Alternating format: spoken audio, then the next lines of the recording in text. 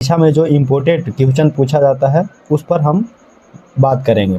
इसमें सबसे पहले दो चर वाले रैखिक समीकरण बोला गया है, तो दो चर वाला रैखिक समीकरण जनरल समीकरण लिखेंगे। जैसे जनरल समीकरण में आ जाता है ax plus B Y plus C बराबर 0, समीकरण नंबर पहला मानेंगे। उसके बाद दोबारा उसी प्रकार से रहेगा ax plus B Y plus C बराबर 0। अब यहाँ पर समीकरण 1 और 2 में अंतर दिखाने के लिए इसमें 1 कर देते हैं, इसमें 1 कर देते हैं, इसमें 1 कर देते हैं। यहाँ दूसरा है तो 2 कर देंगे, इसमें भी 2 कर देंगे, इसमें भी 2 कर देंगे, यानी a1 b1 c1 यहाँ पर हो जाएगा a2 b2 c2।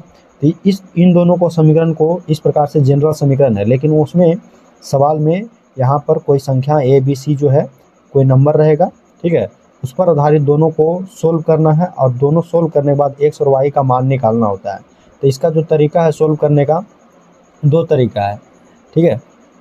पहला तरीका है आलेखीय विधि, आलेखीय विधि, और दूसरा है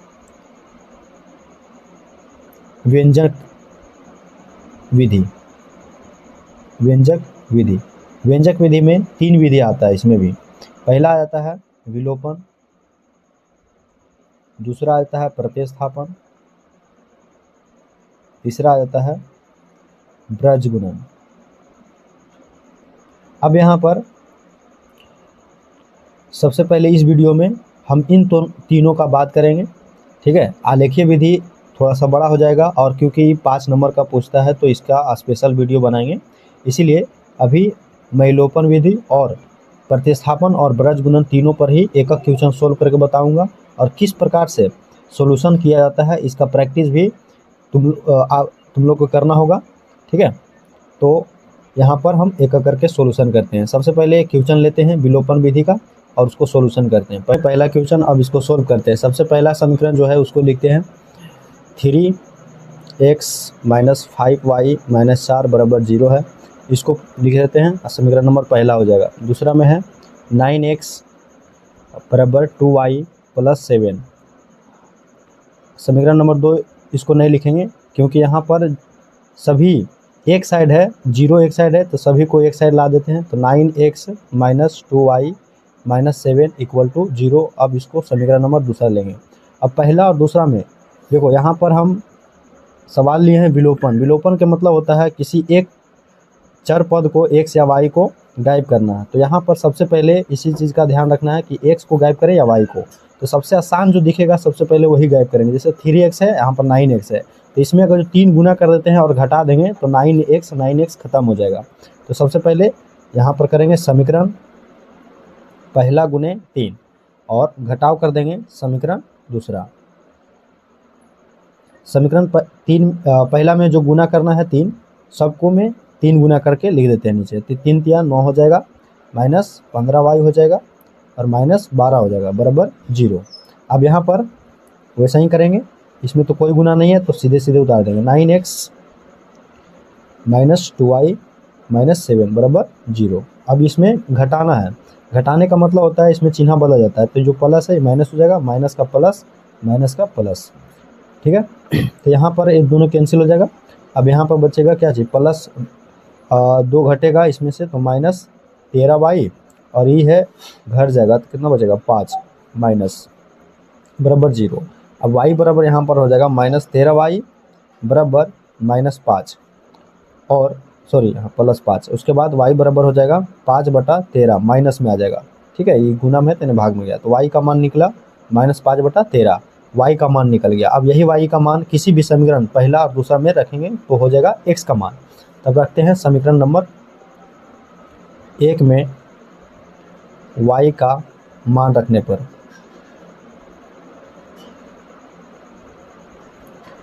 समीकरण 1 क्या था, 3x माइनस 5y और minus 4, 3x minus 5y minus 4 बराबर 0 समीकरण नंबर पहला था। तो y का मान रखते हैं, यहाँ पर हो जाएगा 3x minus 5 into minus 5/13 minus 4 equal to 0। अब यहाँ पर माइनस माइनस हो जाएगा, 3x प्लस 25/13 माइनस 4 बराबर 0। अभी जो दोनों है इसको हम, है ना, इधर प्लस है माइनस में, जो माइनस है प्लस प्लस का माइनस में भेज देते हैं। 3x बराबर माइनस का हो जाएगा +4 उधर, आई जो प्लस है इधर हो जाएगा -25/13। अब एलसीएम लेंगे तो यहाँ पर क्या हो जाएगा 3x इक्वल टू 13 और 13 चौके 52 और -25। अब यहाँ पर 3x बराबर घटाएंगे तो बचेगा 27/13। अभी 3 जो है हम भेज देंगे, x बराबर 27 और अच्छा 27 हो जाएगा 13 गुने 3, 3 से नोटिया 27 कटेगा तो फाइनल आंसर आ जाएगा x बराबर 9/13। ये हो गया आंसर x का और y का। तो यहाँ पर फाइनल हम साइड में लिख सकते हैं, x बराबर जो फाइनल आया 9/13, y का जो मान आया -5/13। ये हो गया आंसर। इस प्रकार से सॉल्यूशन करना है विलोपन विधि का, मतलब एक का मान देखो विलुप्त करना है, इस पर ध्यान रखना है। और उसके बाद दूसरा जो मान है पहला का जो भी निकलेगा पहला में x चाहे y दोनों में से कोनो है ना, उसको किसी भी एक समीकरण में रखकर मान निकाल देना। ये हो गया पहला टाइप का। दूसरा टाइप समझते हैं प्रतिस्थापन। अब दूसरा क्वेश्चन ले लिए जिसको प्रतिस्थापन विधि से हल करना है। जैसे पहला है समीकरण 3x - 5y बराबर 20, समीकरण नंबर 1 हो गया। दूसरा हो जाएगा x + 2y बराबर 3, समीकरण नंबर दूसरा। देखो प्रतिस्थापन का मतलब होता है एक साइड से दूसरा साइड सबको भेज देना। यहाँ पर जो इजी तरीका रहेगा ना उसको भेजेंगे। जैसे यहाँ पर इजी तरीका दिख रहा है कि अगर जो x को इधर रखते हैं तो 3 और -2y चला गया, मतलब x का मान निकल गया कितना 3 - 2y। अब इसको क्या करेंगे इस समीकरण में रखेंगे। अगर जो ऐसा हाल इसमें होता तो इसमें रखते हैं, अगर जो दोनों में संख्या रहता है तो कोई बात नहीं, फिर इसको भाग में भेज देते हैं। लेकिन हमको यहाँ पर निकल गया x बराबर, तो x का मान इसमें रखेंगे। तो रखना है समीकरण 1 में x का मान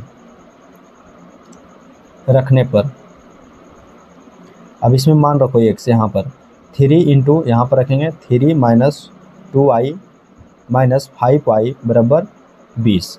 अब इसको सॉल्यूशन करते हैं तो 3 × 9 हो जाएगा और 6y - 5y बराबर 20। अब ये दोनों देखो एक समान चिन्ह है तो जुड़ जाएगा, 11y हो जाएगा और ये इसका जाती है तो इधर चल जाएगा 20 और यहाँ पर माइनस में 9, तो यहाँ पर आ जाएगा 11y, माइनस में आ जाएगा क्योंकि दोनों का चिन्ह एक जैसा है। अब यहाँ पर आ जाएगा कितना 11, अब y बराबर आ जाएगा 11/-11, तो कट के आ जाएगा y बराबर -1। अब इस समीकरण को जो हम y का जो मान निकला है इसमें रख देंगे, जो यहाँ पर x बराबर निकाले थे। यहाँ लिखेंगे y का मान समीकरण सेकेंड में रखने पर सेकेंड में हम ये भी लिख सकते हैं है ना, ये भी लिख सकते हैं, दोनों में से कोनो लिख दो कोई बात नहीं है। बीजगुणन विधि में सबसे आसान ट्रिक बताते हैं, मतलब एक तरह से ट्रिक नहीं है कॉन्सेप्ट है। जैसे x का मान निकालना है तो x बटा करेंगे। अब देखो अगर x लिख रहे हैं तो x को ढक लेंगे और तिरछा तिरछी गुना करेंगे। यहाँ पर b1 है, यहाँ पर c2 है, तो यहाँ पर देखो गुना करेंगे b1 गुने c2 और घटा देंगे। जैसे ये हो गया, अब इस तिरछे तिरछे गुना करेंगे b2 और c1 लिखेंगे -b2 गुने c1, ठीक है। अब बराबर अब y लेंगे तो y को ले रहे हैं तो y को ढक लेंगे।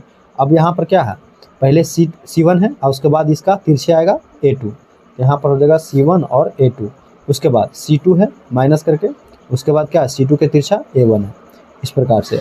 और अब हम लेंगे है ना अचर पद के लिए यहाँ पर लेना है 1, ठीक है। अब 1 वाला को हम ढकेंगे तो इसमें क्या बचेगा a1 और b2, a1 गुने b2 और माइनस करेंगे b1 और a2। तो इस कॉन्सेप्ट पर ध्यान देना है, ना कि फार्मूला इसको रट्टा मारना है, ठीक है। तो हम क्वेश्चन लेके समझाते हैं, अब बहुत इजी तरीके से बन जाएगा।